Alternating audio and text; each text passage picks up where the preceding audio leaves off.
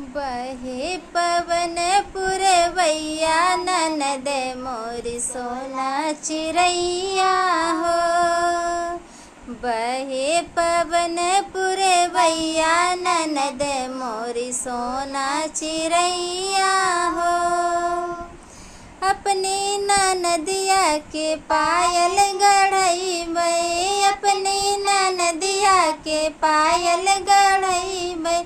घुंघरू लगइए उनके भैया ननद मोरी सोना चिरैया हो।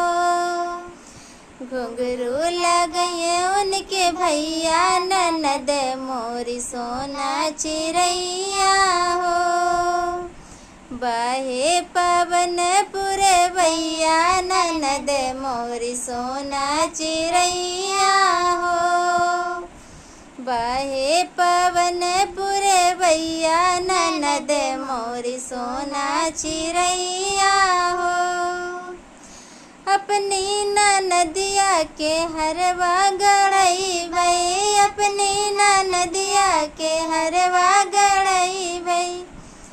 पतिया लगइए उनके भैया ननद मोरी सोना चिरैया हो।